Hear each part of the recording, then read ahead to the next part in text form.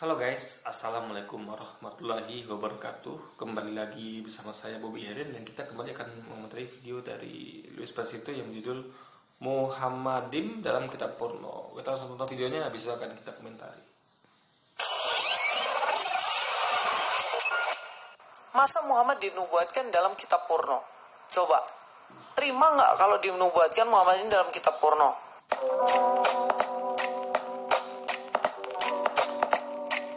Ini guys ya, nih. Bukan masalah kitab porno apa tidaknya, tapi kita tahu ya dalam apa? Dalam Quran disebutkan kalau kitab-kitab sebelumnya telah diubah-ubah dengan tangan manusia gitu, ya kan?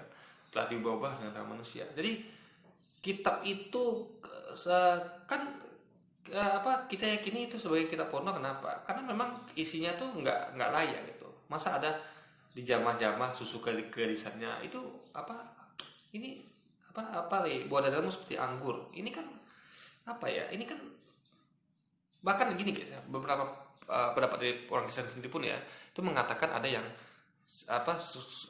jauhkan buku ini dari anak-anakmu, simpanlah dan kunci dalam laci. Itu ada pendapat dari orang Kristen sendiri. Kalau memang dia mengatakan Alkitab itu porno gitu, ini bukan pendapat dari Muslim saja, tapi dari pendapat orang Kristen sendiri gitu, dari pakarnya. Anda bisa ketik di ada cari di Google ya, pendapat orang Kristen sendiri tentang Alkitab porno, ada di situ nanti.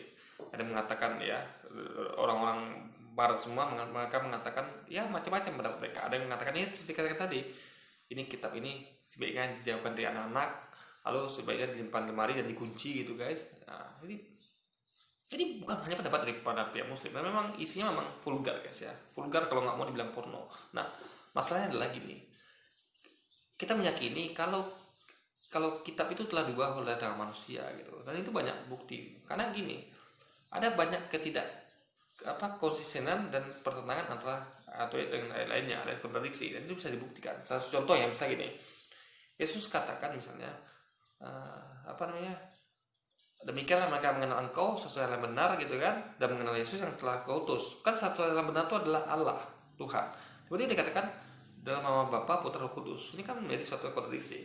Lalu mengenai hukum sunat yang di perjanjian lama itu kekal antara Abraham dan keturunan dan orang sekitarnya. Tiba-tiba di perjanjian baru dikatakan tidak kekal, tidak berlaku lagi. Yang berlaku adalah yang najis itu adalah apa yang keluar dari mulut, bukan yang masuk ke mulut. Ini kan kontradiksi. Jadi sekali lagi itu bukti kalau memang Al-Quran itu benar menyampaikan bahwa Alkitab memang diubah dengan tangan manusia. Makanya sebenarnya itu menjadi porno karena diubah dengan tangan manusia, karena ada campur tangan manusia untuk mengubah mengenai perikop itu guys. Jadi sekali lagi ya, jadi ini nggak mengaburkan makna kalau memang Nabi Muhammad dibuatkan di situ. Cuman masalah porno tidak kan berarti kan karena telah diubah oleh tangan manusia, dan itu diinformasikan dari Quran kalau kita telah diubah dengan tangan manusia guys. Jadi itu loh esensinya Luis. Bukan masalah apakah Anda rela Nabi Muhammad itu dinubuatkan di kitab porno, bukan itu masalahnya ya. Sekali lagi bukan itu masalahnya. Karena kitab itu menjadi porno karena diubah tangan manusia sesuai dengan apa yang aku sampaikan. Kalau kitab telah diubah dengan tangan manusia guys. Assalamualaikum, selamat datang kembali di channel ini. Kali ini kita akan melanjutkan untuk meluruskan pengajaran dari salah seorang legend di dunia apologis muslim ya. Namanya Ahmad Dedat. Tapi bukan Ahmad Dedat Indonesia loh ya. Ahmad Dedat Indonesia kan Mas Nandar. Tapi menurut Mas Nandar sih, padahal enggak juga. Oke, kita langsung aja akan bahas beberapa pengajaran yang jelas-jelas menyimpang sih dari Ahmad Dedat ini, yang mana katanya beliau mendapati seumur hidupnya bahwa ada nama nabinya di dalam kitab Kidung Agung. Memang saya sudah pernah bahas mengenai ini di dalam pengajaran dari Ustadz Abdul Somad dan juga yang lain-lainnya. Tapi spesifik saya akan meluruskan apa yang menjadi statement dari Ahmad Dedat. Jadi buat kalian semuanya yang penasaran dan mau mengerti secara baik mengenai pembahasan ini, jangan keluar kemana-mana dulu, nonton video ini sampai habis. At that time I didn't know. My knowledge was limited. I didn't know that Muhammad is mentioned by name. Wallah is there by name. But it is in the original. Jadi menurut beliau bahwa ada nama nabinya dalam bahasa Ibraninya, dalam kitab bahasa Ibraninya. You see, in the Song of Solomon, in the Bible, in Hebrew, chapter 5, verse 16, Terutama di dalam Kidung Agung pasal 5 ayat 16. Padahal nih guys, gak ada nama nabinya di dalam kitab ini. Sama sekali gak ada. Masa sih nabinya Ahmad Dedat namanya disebut dalam kitab perjanjian lama? Apakah nama Muhammad ini ada? Sebenarnya nih guys, gak pernah ada nama Muhammad ini dalam Kidung Agung pasal yang kelima ayat 16. Sebab begini, yang ada dalam Kidung Agung pasal 5 ayat 16 itu adalah Makmadim. Kalau kita lihat di sini, nah ini nih yang selingkar nih, ini cat. Cat itu tulisannya KH, cat. Jadi bacanya makmat, cat. Jadi bukan he. Saya mengutip dari tulisan seseorang yang mengatakan masing-masing huruf tersebut jika ditranslate ke tulisan Latin bahasa Indonesia menjadi M, H, M, dan D. Nah ini nabinya Pak Dedat ya. Kemudian penggunaan huruf vokal dalam bahasa Indonesia berdasarkan harakat yang digunakan dalam bahasa Arab maka menjadi mu, menjadi ha, menjadi ma, diakhiri dengan apa ini? Saya nggak tahu juga. Sehingga tidak perlu vokal menjadi Muhammad. Oh ini D, mungkin D. Jadi menjadi Muhammad. Tapi poinnya bukan di sini, bukan terletak di bagian yang lain, tapi terletak di sini nih. Tulisan dari mereka sendiri, tulisan dari kaum muslim sendiri mengakui bahwa Muhammad itu memakai kata ha. Jadi kalau dikaitkan dengan makmat yang ada di dalam bahasa Ibrani nggak bisa. Karena di sini memakai kata cat. Cat.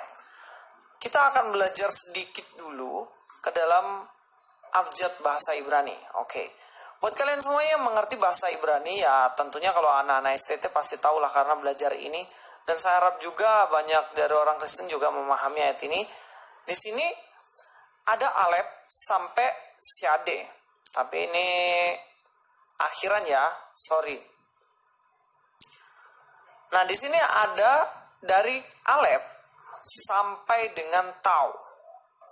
Dan ini adalah akhiran. Jadi kalau ada akhiran hurufnya ini beda. Misalnya kof ini ya, kof harusnya begini tapi kalau akhiran begini. Tapi yang jadi persoalan kita adalah kata cap. Ini kata he. Jadi he itu bentuknya begini, tetapi ini tidak jadi satu. Ada lubang di sini sedikit. Nah ini he. Ini kata yang harusnya dipakai untuk menerjemahkan Muhammad pakai he. Tetapi yang dipakai di situ adalah cat. Cat ini loh, cat, makmat. Jadi bentuknya hampir mirip, tetapi ini garisnya nyambung, nggak ada celah di tengahnya. Ini cat. Jadi antara huruf ini, he, dengan huruf cat adalah berbeda.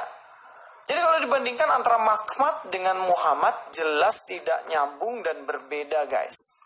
Oke, kita lanjut ya. Itu sama halnya dengan Naruto dan juga Naruto. Memang kalau kita lihat hurufnya mirip ya nih ya guys ya.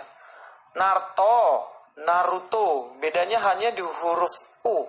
Apakah sama? Ya enggak, Naruto ini orang Jawa, gengs, Jawa. Naruto ini Jepang dan artinya juga pasti berbeda begitu.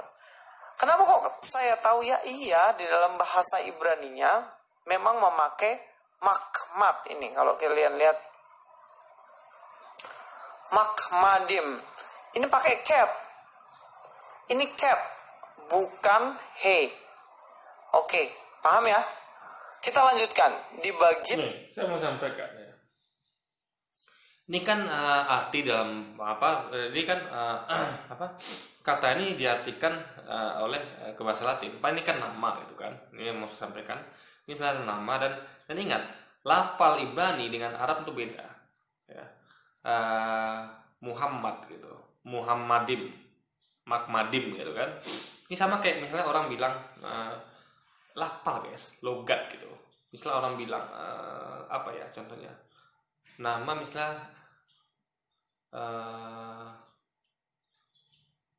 nah misalnya kayak nama Paul gitu. Kalau kalau kita nyebut Paul ya Paul, tulisannya Paul, Paul. Tapi orang itu nyebutnya Paul, gitu kan. Kalau misalnya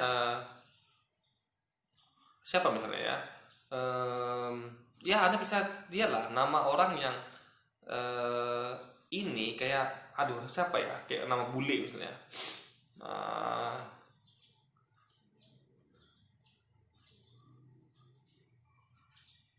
siapa yang cocok ya? Saya agak agak susah nih guys, agak lupa gitu. Nama bule yang lapalnya itu misalnya eh, di apa? Kalau bahasa Indonesia kan jelas kita sebut per huruf. Contoh kayak aduh apa ya bagusnya ya. Terus saya pikirin dulu guys ya. Kalau dalam bahasa Inggris kan jelas gampang. Misal ada orang namanya misalnya anggap ada orang dikasih nama sacrifice misalnya. Ya, sacrifice. Kalau kita sebutnya adalah sacrifice. Ini masalah lafal gitu loh. Ya, masalah lafal, masalah ya, apa penyebutan dalam bahasa lain tuh beda gitu. Jadi sekali lagi ya, ini jelas beda dengan Naruto dengan Naruto beda. Beda. Bukan ini bukan termin, jadi bukan tulisannya berbeda, tapi mengenai apa namanya? Jadi bukan ini nggak bisa disamakan dengan Naruto beda. Itu suatu yang beda, meskipun mirip. Tapi ini mengenai apa lapel orang yang apa ya? Dia tentu akan menuliskan dengan kayak misalnya apa ada orang misalnya namanya Samson. Nah kalau Indonesia kan namanya Samson gitu. Ini Samson ya disebutkan Samson. Ini ngomong mengenai lafal. Jadi Muhammadim itu dalam bahasa Ibrani, ya. Lafal dalam bahasa Ibrani, ya. Kalau dalam bahasa Arab itu beda lagi. Jadi ini kita ngomong mengenai dua bahasa yang berbeda. Kan misalnya kayak apa ya? Kayak Nabi kayak Isa, ya. Isa dengan Yesus misalnya, ya kan? Kayak Paul dengan Paulus, orangnya sama sebenarnya, tapi apa namanya berbeda. Kayak Abraham dan Ibrahim, ya. Apa namanya teksnya kan beda itu. Jadi kalau di di Alkitab itu diterjemahkan jadi Abraham, kalau di Al-Quran di Ibrahim. Ini sama seperti itu guys. Ini hanya karena ini ngomong bahasa Ibrani dengan bahasa Arab gitu. Ini nama pun lafalnya beda. Dalam bahasa Ibrani ada Abraham, ada Moses, ada David, ada siapa lagi? Ada David, Abraham, Yesus, ada lagi Moses, apa lagi dia? Ada yang lain lagi gitu. Solomo gitu kan.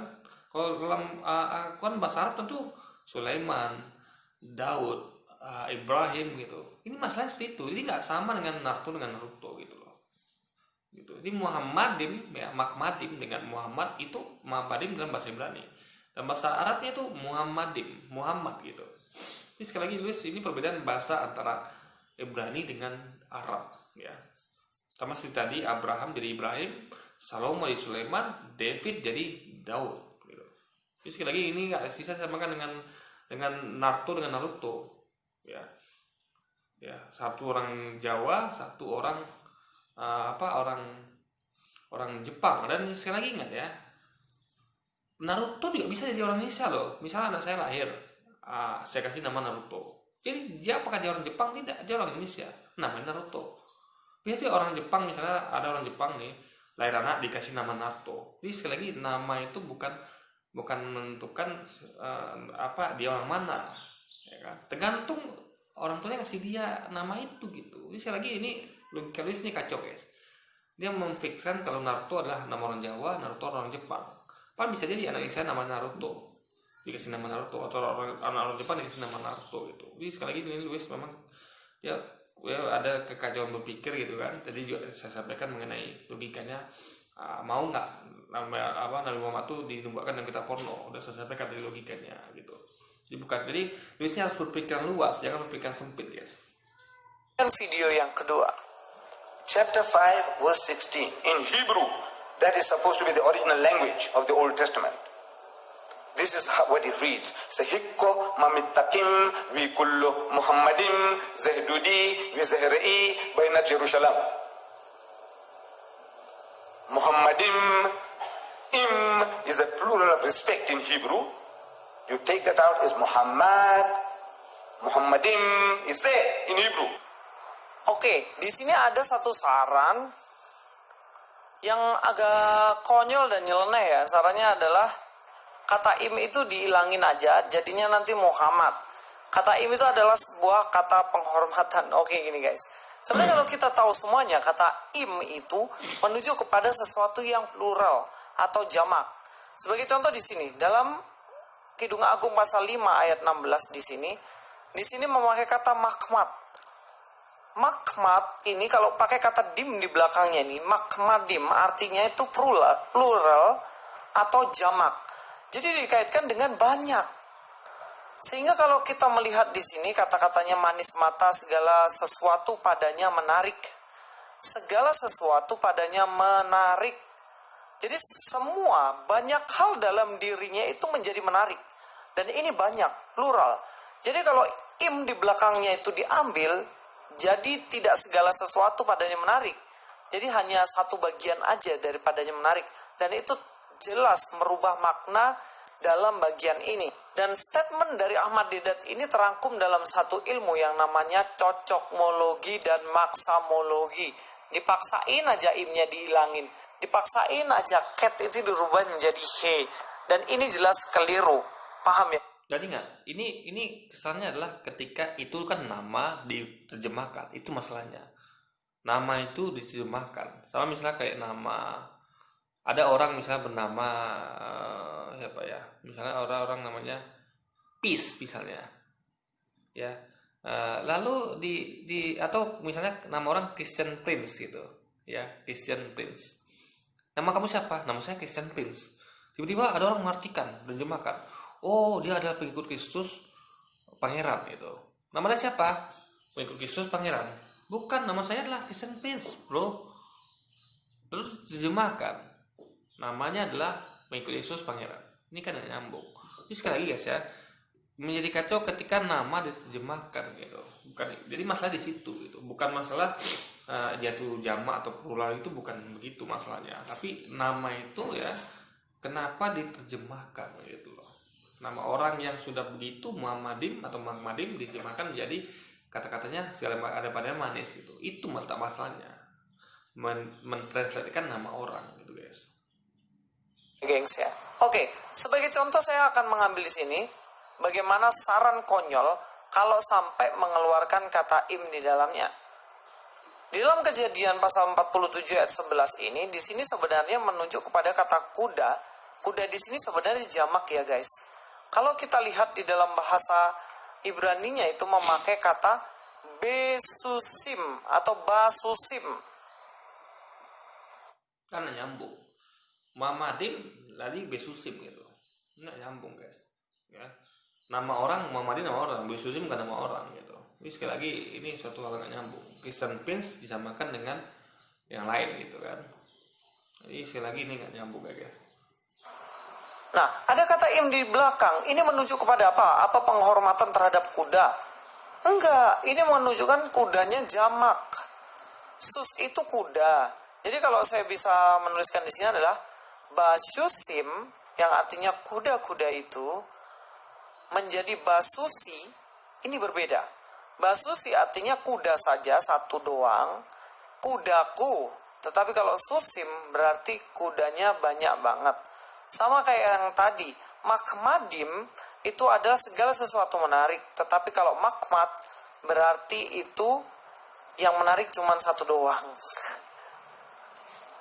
Jadi sesuatu yang tidak mungkin dan tidak boleh dikeluarkan kata dari dalam kata itu. Mari kita lanjutkan nonton videonya. Pronouns. But I tell you, it's so funny, you know, the translation of that altogether lovely, that most of you can't even pronounce that Afrikaans. It's so high above your heads.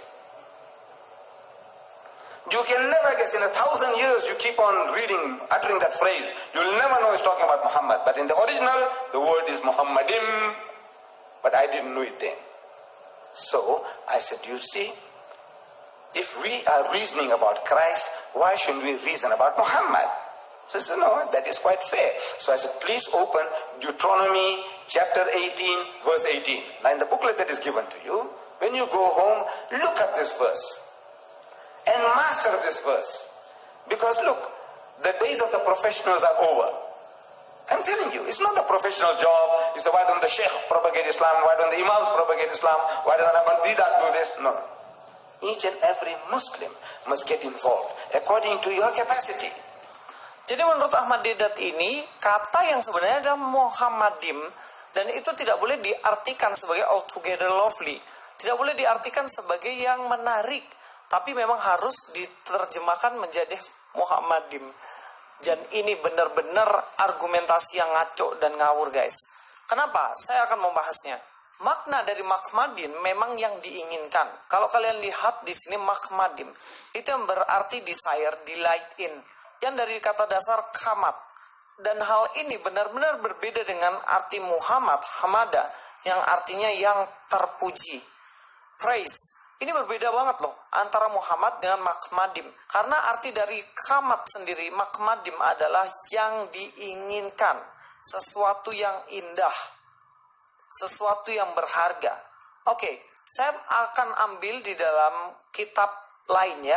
Di sini dikatakan sebagai precious, dikatakan precious thing, dan juga kalau kita lihat di dalam Yesaya 64 ayat 11 dikatakan, and all our precious thing have become a ruin. Hancur, segala sesuatu yang indah, segala sesuatu yang diinginkan, yang luar biasa itu pada akhirnya hancur. Dan ini memakai kata Mahamadinu, yang artinya ini segala sesuatu yang indah ini pada akhirnya hancur. Kenapa nggak mereka pakai ini sebagai kutipan di mana ini menyebutkan kata-kata yang mirip dengan Muhammad begitu? Kenapa nggak mau pakai ini? Ya karena ini akan hancur. Sesimpel itu gitu. Karena memang arti dari Muhammadim ini adalah segala sesuatu yang diinginkan. Orang ngomong tentang apa namanya yang tadi ya, bukan yang ini gitu. Di tulisnya sebenarnya nggak nyambung, dia apa lari ke konteks. Kita ngomong mengenai Muhammadim, bukan yang barusan ini guys. Jadi sekali lagi ya, apa yang disampaikan Ahmad Deedat, Luis belokkan. Dia benar nyampaikan yang tadi, Luis sampai ke tadi gitu. Ini sekali lagi guys, ini yang ngaco di situ, tak ngaco di sini ya. Sesuatu yang berharga, dan ini berbeda dengan arti dari Muhammad. Argumentasi saya yang ketiga begini, masa Muhammad dinubuatkan dalam kitab Purno? Coba, terima nggak kalau dinubuatkan Muhammad ini dalam kitab Purno? Ya jelas enggak. Tetapi mereka, orang Muslim sendiri mengatakan kitab Kidung Agung ini adalah kitab Purno. Kalau teman-teman cari aja nih di VOA Islam, nanti cari sendirilah di situ. Alkitab adalah ayat setan. Kenapa? Karena di sini kitab suci paling cabul yang pernah ada. Dan salah satu kitab cabul yang mereka tunjuk adalah kitab Kidung Agung. Dan ini ironi. Mereka menuduh Kidung Agung sebagai kitab cabul, kitab yang porno, tetapi mereka mencari nubuatan nabinya di situ. Dan ini hal yang ironi. Dan saya harap kita semuanya mengetahui ketiga alasan saya ini membuktikan bahwa tidak pernah ada nabinya Ahmad Deedat ada di dalam Kidung Agung ini. Terima kasih Luis Prasetyo sini. God be with you all. Oke, tadi sudah saya sampaikan ya, nggak mungkin saya ulang lagi mengenai barusan tadi ya, bukan masalah ke kitab pornonya, tapi ya saya sudah sampaikan di awal tadi, ada bisa review rewind lagi video saya ini ya. Jadi semuanya yang ngaco tuh Luis guys ya, Luis yang ngaco banyak sekali ya. Dia nggak ngerti bahasa Indonesia, dia nggak ngerti apa yang dikatakan orang gitu kan ya, intinya adalah gagal paham. Oke, jadi mungkin sekian dulu video kita kali ini guys. Sampai jumpa lagi di video-video selanjutnya. Wassalamualaikum warahmatullahi wabarakatuh.